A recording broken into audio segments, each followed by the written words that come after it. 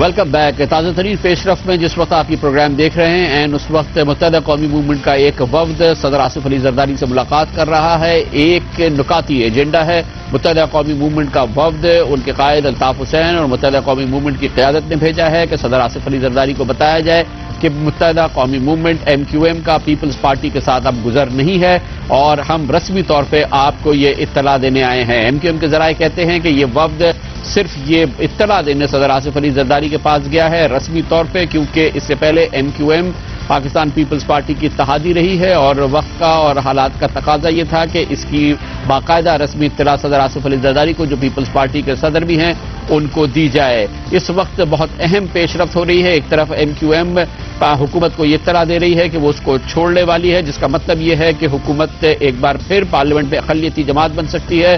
اور دوسری جانب یہاں سے کہیں دور پاکستان کی کرکٹ ٹیم ڈھیر ہوئی ہے. جیسا کہ ابھی ہم نے وقت سے قبل آپ کو بتایا, پاکستان نیوزی لینڈ سے ہارا, ورلڈ کپ کا پہلا میچ ہارا, لیکن اس سے پہلے بھی جو میچ جیتا تھا ہمیں لگتا یہ تھا کہ پاکستان صرف دعاؤں کے سہارے جیتا ہے. پاکستان کی کرکٹ ٹیم ڈھیر ہوئی, دوسری طرف حکومت کی مقبولیت ڈھیر ہو رہی ہے اور پارلیمان میں اس کی اکثریت بھی. ان تمام ایشوز پر بات کرنے کے لیے ہمارے پاس انتہائی موزوں شخصیت اور پاکستان کے شاید واحد سیاستدان ہیں جن کا گراف اوپر جا رہا ہے اور تیزی سے اوپر جا رہا ہے. ہمارے ساتھ موجود ہیں جناب عمران خان. بہت بہت شکریہ عمران خان صاحب. پہلے تو کیونکہ آپ یہاں موجود ہیں, پلیز ہمارے ناظرین کو یہ بتائیے کہ آج جو ہماری ٹیم ایک بار پھر ڈھیر ہوئی ہے, کیونکہ اس سے پہلے جو پرفارمنس تھی وہ بھی کوئی اتنی قابل ذکر نہیں تھی, لیکن آپ کے خیال میں اس کی بنیادی وجہ کیوں تھی؟ کیونکہ ایک عام ہارا پاکستانی تو کہہ رہا ہے کہ کامران اکمل نے ہمیں میچ ہروا دیا. دیکھیں کامران, پرابلم یہ ہے کہ ایک تو ان کو نظر آ رہا ہے فیلڈنگ کا, وہ ہمیں پہلے بھی نظر آ گیا, اور وکٹ کیپنگ کا پرابلم تو ہے, لیکن میرے اپنے خیال میں ان کی جو بولنگ کمبینیشن ہے اس میں بھی انہوں نے غلطی کی ہے. میں سمجھتا ہوں ان کو ایک ایکسٹرا بولر ڈالنا چاہیے تھا. اگر وہ ایک ایکسٹرا بولر ڈال دیتے جو ان کا آف سپنر ہے تو ان کو ورائٹی مل جاتی ہے. اب ایک بولر کو مار پڑ گئی تو آپ کے پاس ایک ایکسٹرا بولر ہونا چاہیے تھا, کیونکہ انہوں نے نیوزی لینڈ کو اتنا سکور نہیں کرنا چاہیے تھا. انہوں نے کیا, ایک تو فیلڈنگ ہماری اور وکٹ کیپنگ نے لیٹ ڈاؤن کیا, اور دوسری طرف ہمارے پاس بولنگ ایکسٹرا آپشن نہیں تھی. تو میں سمجھتا ہوں کہ ایک تو ہمیں تھوڑی ڈیفینسو ہے کہ رزاق کو اب نمبر 8 پہ ڈال رہے ہیں. 8 پہ اب وہ بیچارہ کر کچھ بھی نہیں, جب تک وہ آیا میچ ہار چکی تھی پاکستان. اور تو ایک تو وہ پرابلم ہے, اور دوسرا میرے خیال میں ان کی بیٹنگ کا جو آرڈر ہے وہ ٹھیک نہیں ہے.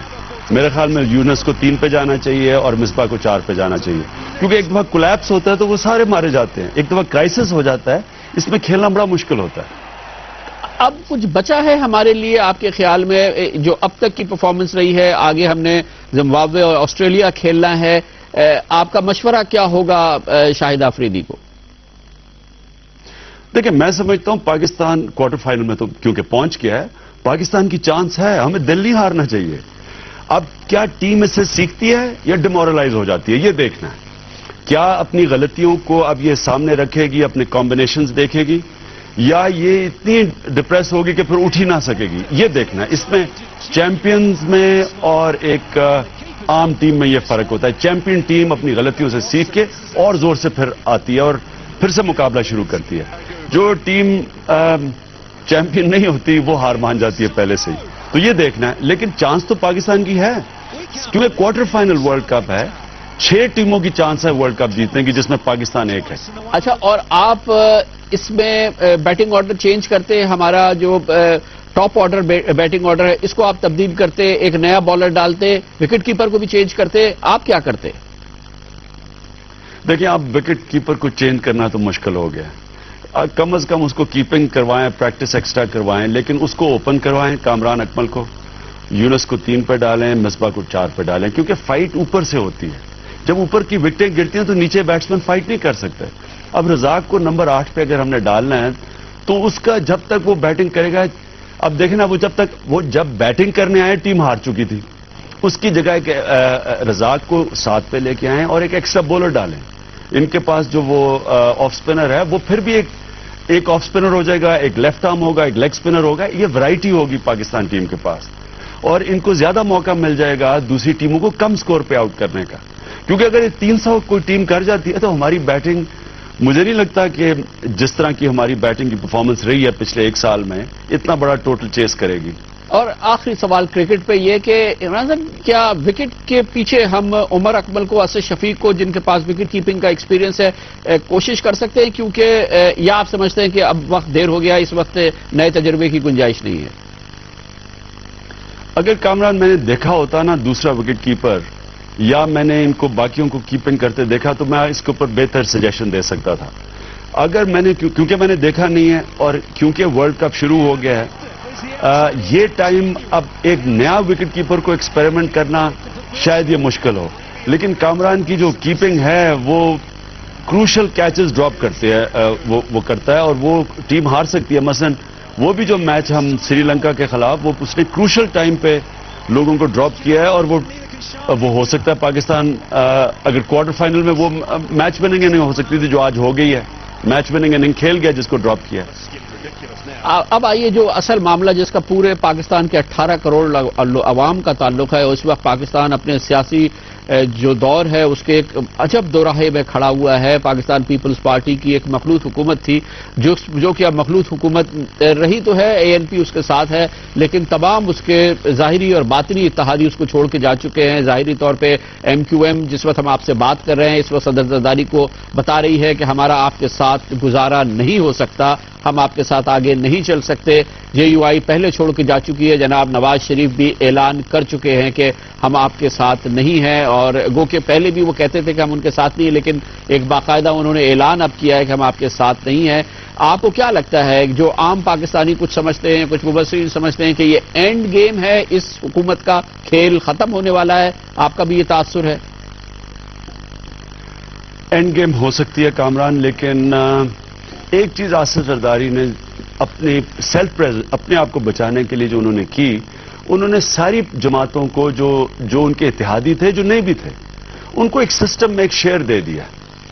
تو وہ اور سب اقتدار میں ہیں، تو اقتدار چھوڑنا آسان کام نہیں ہوتا، اور آصف زرداری یہ سمجھ بیٹھے تھے. تو ایک طرح آپ اگر کہہ سکتے ہیں کہ یہ بڑی سیاسی چیز ہوئی ہے، تو انہوں نے کیا کہ پنجاب دے دیا. اب نون کے ہاتھ میں پنجاب ہے، ایم کیو ایم کے ہاتھ میں کراچی. اب کراچی پاکستان کا سب سے بڑا 60-70% پاکستان کا جو فائنانس ہے سینٹر ہے وہ کراچی ہے، اور 60% پاکستان پنجاب ہے. اب ان کو سٹیٹس کو کا حصہ بنا دیا انہوں نے. ایم کیو ایم کو اب فیصلہ کرنا ہے آر یا پار، کیونکہ یہ نہیں ہو سکتا کہ آپ گورنمنٹ میں بھی بیٹھے رہیں اور آپ اپوزیشن بھی کریں. آپ یہ جو پاکستان میں اس وقت بربادی آ رہی ہے، معاشی بربادی ہے، بے روزگاری ہے، مہنگائی آج ایسی ہے کہ سارا تنخواہ دار طبقہ چھوڑے سارا بیچارہ کمزور طبقہ مر گیا. تو آپ تنقید بھی کر رہے ہیں لیکن گورنمنٹ میں بھی بیٹھے ہوئے ہیں. فیصلہ کریں آپ کدھر ہیں، اور اگر آپ نے گورنمنٹ کے ساتھ بیٹھنا ہے تو ایک پلان کے تحت بیٹھیں کہ آپ گورنمنٹ کے ساتھ ہیں، لیکن اگر آپ نے یہ نہ کیا نکل جائیں گے. لیکن 3 سال گزر گئے ہیں، اب تک تو پرفارمنس واضح ہو گئی ہے. تو اب کیا بات چیت ہو رہی ہے، مجھے نہیں سمجھ آ رہی. اچھا، آپ کا کیا کہنا ہے؟ کل شہباز شریف صاحب نے جناب نواز شریف کی طرف سے کہا کہ ہم ایک بہت ہی غیر معمولی انہوں نے کانفرنس کی بات کی، جس میں انہوں نے کہا کہ عدلیہ یعنی کہ چیف جسٹس آف پاکستان بھی آ جائیں، چیف آف آرمی اسٹاف آ جائیں، فوج کی نمائندگی ہو جائے، تمام سیاسی قائدین بیٹھ جائیں، اس کا کوئی پاکستان کے مسائل کا حل نکلے. آپ اس کو ایک سنجیدہ کوشش سمجھتے ہیں؟ آپ کے خیال میں اس کے پیچھے کیا ہے؟ کیونکہ فوج کو بلانے کی بات کرنا جناب نواز شریف کی جانب سے یہ تو ایک نئی بات ہے کہ فوج کو بلایا جائے، ان کے ساتھ بھی بیٹھ کے بات کیا جائے کہ موجودہ مسائل کے حل کا کس طریقے سے حل نکالا جائے. دیکھیں کامران، جو سب سے سنجیدہ کوشش ہوئی ہے مسائل کے حل کی، اور مسائل سب سے زیادہ یہ ہے کہ پاکستان بینکرپٹ ہے، کرپشن، اور کرپشن کے اندر ہی ٹیکس کی چوری. اس کی ایک آدمی نے ساری اسمبلی میں ایک بل دیا ہے اسمبلی کو پاس کرنے کے لیے کہ رضا حراج نے بل دیا ہے کہ جناب اپنے اثاثے ڈکلیئر کریں، آپ کے بچوں کے آپ کے کتنے اثاثے باہر ہیں، کہ اور آپ یہ بتائیں کہ آپ کے پاس ڈیول نیشنلٹی ہے یا نہیں. اگر یہ سنجیدہ ہیں، اس بل کے اوپر ان سب کو یہ بل کو اڈاپٹ کرنا چاہیے. اور میں کامران اس لیے کہہ رہا ہوں کہ باقی ساری کاغذی کارروائی ہے، یہ جو ہم کرپشن ختم کرنا چاہتے ہیں، کیسے کریں گے آپ؟ یہ جو بل ہے، یہ پہلا سنجیدہ پارلیمنٹ میں کسی نے بل پیش کیا ہے، اور میں رضا حراج کو مبارک دیتا ہوں کہ آپ نے کہا ہے کہ جناب بتائیں تو صحیح کہ آپ کے ڈکلیئر کریں کہ پہلے آپ پالیٹکس پاکستان میں کر رہے ہیں, آپ نے ڈیول نیشنلٹی لی ہوئی ہے, پھر پالیٹکس لوگوں کو کہہ رہے ہیں یہاں پیسہ لے کے آؤ, آپ نے کتنا پیسہ باہر رکھا ہوا ہے ڈکلیئر کریں, کیونکہ ادھر سے کرپشن کی جنگ شروع ہوگی.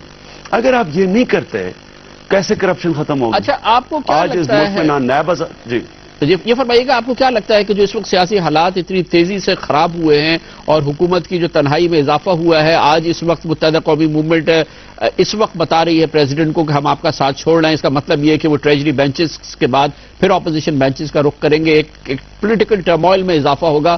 آپ کے خیال میں کوئی سموتھ ٹرانزیشن ہو سکتا ہے, یا آپ کو بھی خدشہ یہ ہے کہ غیر معمولی حالات کی وجہ سے غیر معمولی صورتحال کا بھی سامنا ہو سکتا ہے اگر معمول کے مطابق ٹرانزیشن کے حالات پیدا نہیں ہوئے؟ کامران, ایک ڈیموکریسی کے اندر بائی الیکشن ایک جمہوری عمل کا حصہ ہے. اب اگر آپ یہ پی ایم ایل این بھی وہی کہہ رہی ہے, ایم کیو ایم بھی وہی کہہ رہی ہے, مولانا فضل الرحمان ایک مختلف طریقے سے وہی بات کہہ رہے ہیں, اگر یہ سب کہہ رہے ہیں کہ گورنمنٹ فیل ہو گئی ہے, تو گورنمنٹ فیل جب ہوتی ہے ایک جمہوریت کے اندر تو کیا ہوتا ہے؟ بائی الیکشن ہو جاتے ہیں. مجھے یہ ابھی تک نہیں سمجھ آئی کہ یہ کیوں کہتے ہیں کہ بائی الیکشن کوئی غیر جمہوری چیز ہے یا کوئی فوج کو ارلی الیکشن سے, بائی الیکشن سے آپ کی مراد ارلی الیکشن کی آپ بات کر رہے ہیں؟ سوری میں غلط, سوری میں غلط, mid term election, sorry by election نہیں, مڈ ٹرم الیکشن. یہ ایک جمہوری عمل کا حصہ ہے. بڑے بڑے آپ کے سامنے ترکی میں اردوغان نے جب کرائسس آیا الیکشن کروا دی, مینڈیٹ لیا فریش, اور گیا عوام کے پاس کہ یہ مینڈیٹ لے رہا ہوں. اگر گورنمنٹ یہ سمجھتی ہے کہ ہم اب نہیں کام کر سکتے تو آپ الیکشن کروا دیں. اگر اپوزیشن سمجھ رہی ہے کہ مائنورٹی گورنمنٹ اور پرفارم نہیں کر رہی, آپ انسسٹ کریں بائی الیکشن کی. مجھے یہ نہیں سمجھ آ رہی, خاص طور پہ پی ایم ایل این سے بڑی دیر تک یہ آ رہا تھا کہ نہیں جی ہم نظام بچانا چاہتے ہیں, اور مڈ ٹرم الیکشن کو اس طرح کہا جس طرح کہ وہ کوئی غیر جمہوری چیز ہے.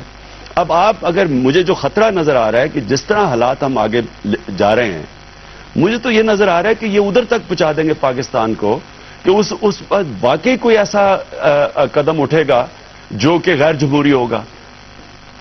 بہت بہت شکریہ. عمران خان ہمارے ساتھ تھے. کرکٹ کی ٹیم ڈھیر ہوئی اور اس وقت سیاسی ماحول میں ایک بڑا تلاطم ہے. متحدہ قومی موومنٹ کا ایک وفد صدر آصف علی زرداری کو بتا رہا ہے کہ وہ پاکستان پیپلز پارٹی کے ساتھ ایم کیو ایم کا اب گزارا ممکن نہیں ہے, آگے بات بڑھ نہیں سکتی. اس کے بعد ایم کیو ایم کے کیا دوسرے میجرز ہوں گے یہ آنے والا وقت بتائے گا. کمر سا بریک اور اس کے بعد ذکر کریں گے ایک بار پھر پنجاب میں دہشت گردی کی گونج, اور پنجاب میں دوسرے بڑے شہر فیصل آباد میں آج دہشت گردی کا بہت بڑا واقعہ ہوا ہے. اس کی تفصیل آپ کو بتائیں گے کمر سا بریک کے بعد.